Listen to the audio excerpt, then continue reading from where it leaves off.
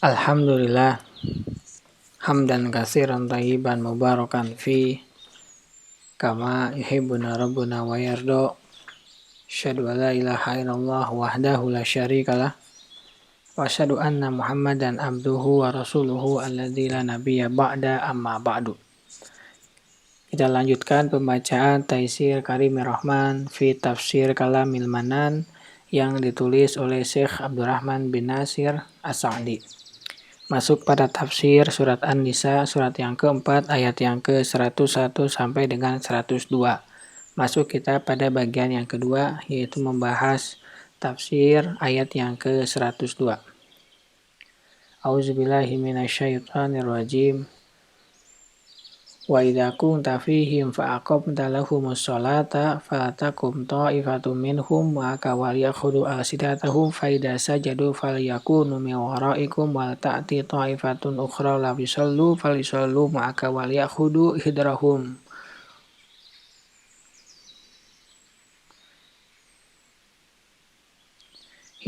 wa sihatahum wadalladzina kafaru law tagfuluna an aslihatikum wa amri'atikum fayamiluna alaikum mailatan wahidah wala junaha alaikum in kana bikum adam mim matarin aw kuntum marda'un tada'u aslihatakum wa hudu hidrakum innallaha adda lil kafirina adzaban muhina. Dan apabila kamu berada di tengah-tengah mereka sahabatmu, lalu kamu hendak mendirikan sholat bersama-sama mereka, maka hendaklah segolongan dari mereka berdiri sholat bersama besertamu dan menyandang senjata. Kemudian apabila mereka yang sholat besertamu sujud atau telah menyempurnakan satu rakaat, maka hendaklah mereka pindah dari belakangmu untuk menghadapi musuh dan hendaklah datang golongan yang kedua yang belum sholat. Lalu sholatlah mereka denganmu dan hendaklah mereka bersiap siaga dan menyandang senjata. Orang-orang kafir ingin supaya kamu lengah terhadap senjatamu dan harta bendamu. Lalu mereka menyerbu kamu sekaligus, dan tidak ada dosa atasmu meletakkan senjata-senjatamu.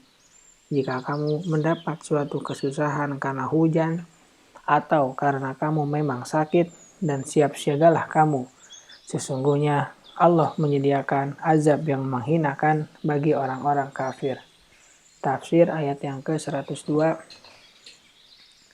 Karena itulah Allah menyebutkan setelahnya tata cara dari sholat khauf dalam firman-Nya, wa idza kunta fihim fa aqamta lahumus shalah, dan apabila kamu berada di tengah-tengah mereka sahabatmu, lalu kamu hendak mendirikan sholat bersama-sama mereka, maksudnya engkau sholat menjadi imam bersama mereka, di mana engkau menegakkannya, menyempurnakan aturan-aturannya, dan melakukan apa yang memang wajib bagimu dan bagi mereka.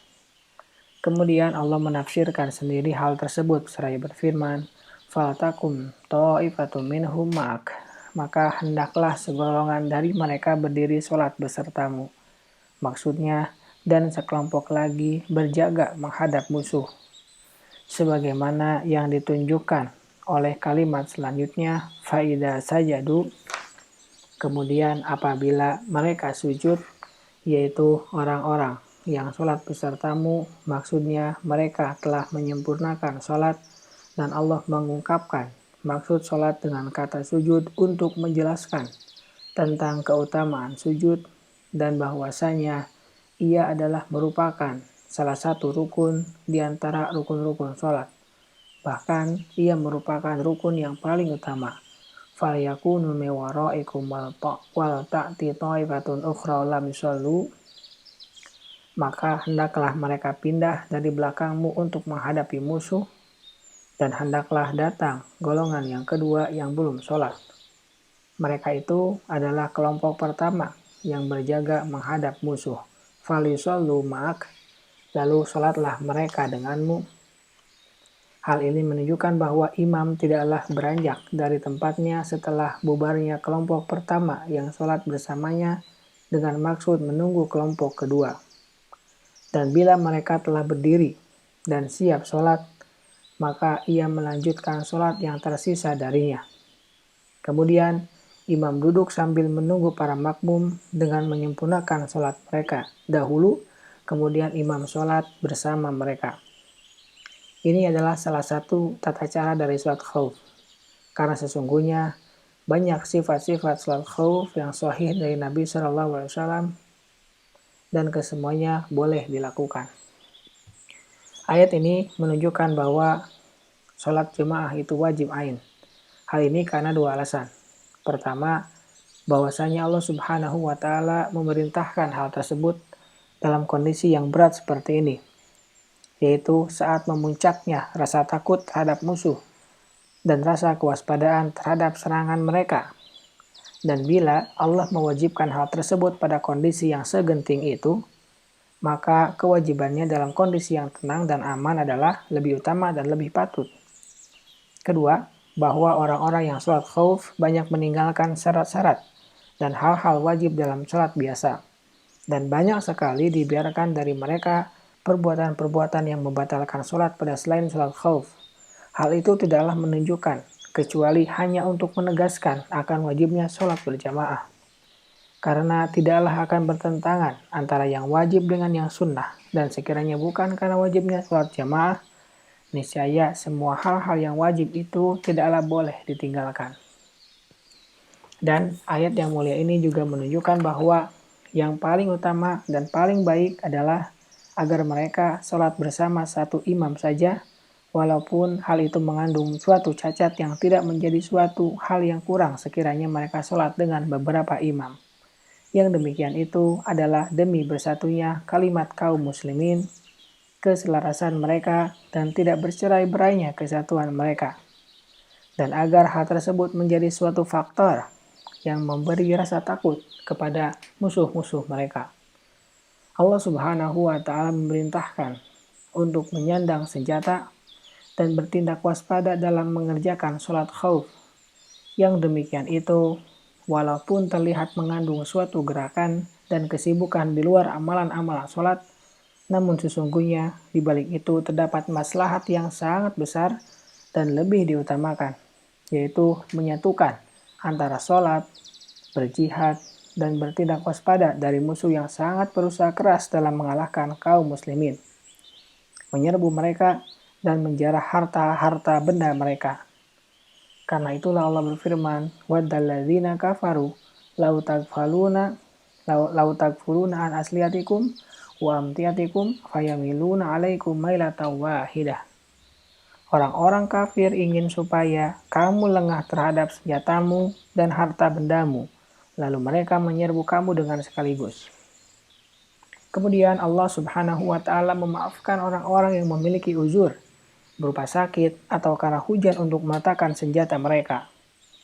Akan tetapi, mereka tetap harus bertindak waspada dalam firman-Nya, "Wala junaha 'alaikum in kana bikum adang min matarin aw kuntum mardaw an tada'u aslihatikum wa khudu hidrakum innallaha 'adda lil kafirina 'adzaban muhina."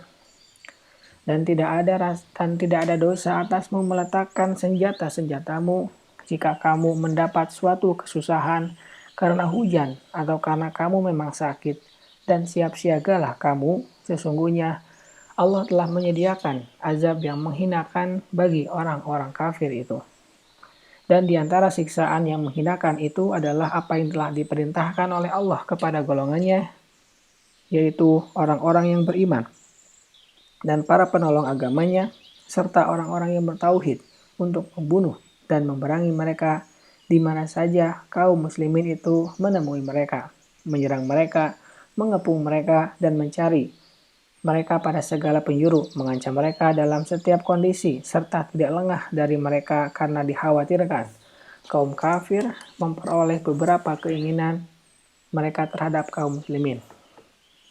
Maka milik Allah saja pujian dan sanjungan yang terbesar atas apa yang telah dikaruniakannya terhadap kaum mukminin dan pembelaannya atas mereka dengan pertolongannya dan instruksi-instruksinya, di mana bila kaum muslimin itu menempuh secara sempurna, niscaya tidaklah akan ada suatu kaum yang akan mengalahkan mereka, dan tidaklah ada suatu musuh yang akan menguasai mereka dalam waktu kapanpun.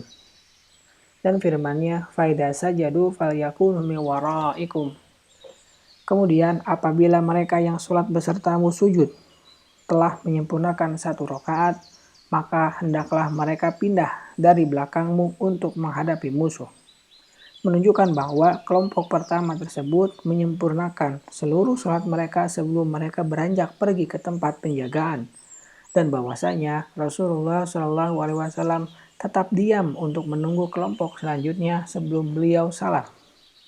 Karena telah disebutkan di atas bahwa kelompok tersebut berdiri bersama beliau menegakkan sholat. Lalu Allah mengabarkan tentang keikutsertaan mereka dengan beliau dalam sholat. Kemudian Allah menyandarkan perbuatan tersebut kepada kelompok itu saja tanpa menyandarkannya kepada Rasul. Maka hal itu menunjukkan bahwa maksudnya adalah seperti yang telah kita sebutkan di atas.